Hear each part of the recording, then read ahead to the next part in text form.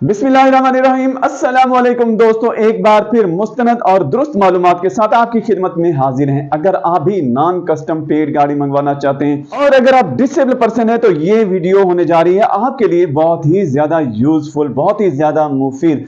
इस वीडियो में आपको ए टू जी एक एक चीज के बारे में पॉइंट टू पॉइंट बताया जाएगा बहुत ही मुख्तसरन तरीके से। बस शर्त यह है कि आपने वीडियो को मुकम्मल देखना है, स्किप किए बगैर देखना है। तो यकीन कीजिए कि आपको आज की ये वीडियो देखने के बाद आपके जहनों के अंदर इससे रिलेटेड कोई भी क्वेश्चन जो होगा वो खत्म हो जाएगा, क्योंकि आपको इस वीडियो के अंदर तमाम तर मालूमात ए टू जी मैंने बताया है कि वो मिलने जा रही है।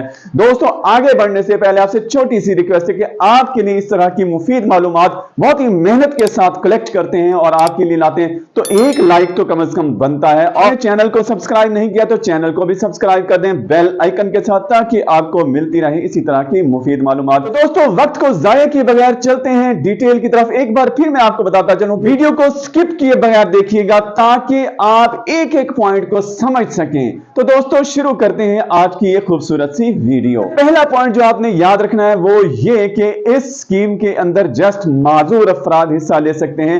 ऐसे माजूर अफराद जो कि माजूर अफराद हैं जिस्मानी तौर पर, लेकिन वो जहनी माजूर ना हो और जायदुल उम्र ना हो।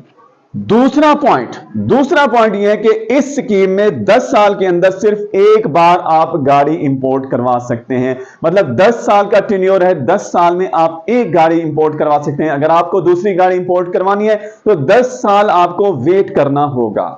तीसरा अहम पॉइंट कि 1350 सीसी तक की गाड़ी आप इंपोर्ट करवा सकते हैं, इससे जायद इंजन की गाड़ी आप इंपोर्ट नहीं करवा सकते।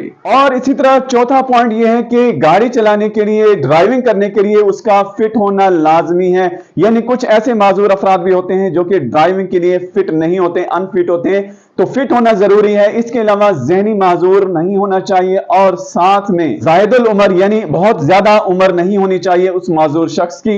तो इस तरह के लोग जो है वो इसमें अप्लाई कर सकते हैं। इसी तरह इसी के अंदर एक और अहम तरीन पॉइंट है कि अगर आपके पास ड्राइविंग लाइसेंस है, आपका ड्राइविंग लाइसेंस बना हुआ है, तो फिर ही आप इस स्कीम में अप्लाई कर सकते हैं। अगर आपके पास ड्राइविंग लाइसेंस नहीं है तो आप इसमें अप्लाई नहीं कर सकते और ना ही फिर आपको इसमें अप्लाई करना चाहिए। तो बेहतर है कि सबसे पहले आप अपना ड्राइविंग लाइसेंस आज ही बनवा लें।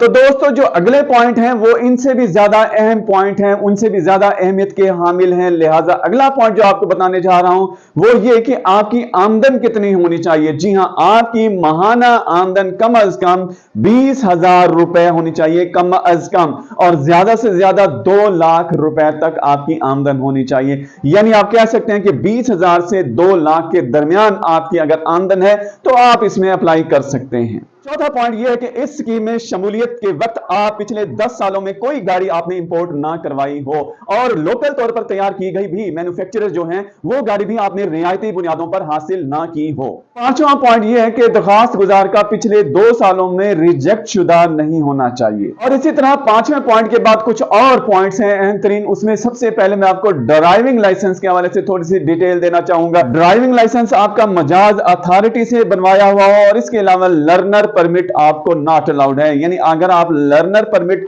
पर अप्लाई करते हैं, इस स्कीम में जाते हैं, तो ये नॉट अलाउड है, ये एक्सेप्टेबल नहीं होगा। इसी पॉइंट के साथ एक और अहम पॉइंट को भी ऐड कर लीजिए कि वेरीफाइएबल आमदनी का जिक्र किया जा रहा है। तो वेरीफाइएबल आमदन से मुराद ये है कि आपकी आमदन को जो है वो मजाज अथॉरिटी से तस्दीक शुदा होनी चाहिए। अब बात करते हैं इसके प्रोसीजर पर कि आप इस स्कीम के अंदर किस तरह अप्लाई कर सकते हैं। पहला पॉइंट तो ये कि आपके पास वैलिड ड्राइविंग लाइसेंस होना चाहिए और दूसरा पॉइंट यह है कि आपके पास एनटीएन नंबर होना चाहिए, नेशनल टैक्स नंबर आपके पास होना चाहिए। और अगर आपके पास एनटीएन नहीं है तो फिर आपके पास सालाना आमदन के टैक्स रिटर्न्स होने जरूरी हैं, जो कि एफबीआर से आसानी से मिल सकते हैं। तो इसका तीसरा पॉइंट यह कि आपके पास जरूरी कागजात होने चाहिए जो कि शो करवाएं आपकी डिसेबिलिटी। आपके कागजात, आपके डॉक्यूमेंट्स मुकम्मल होने चाहिए।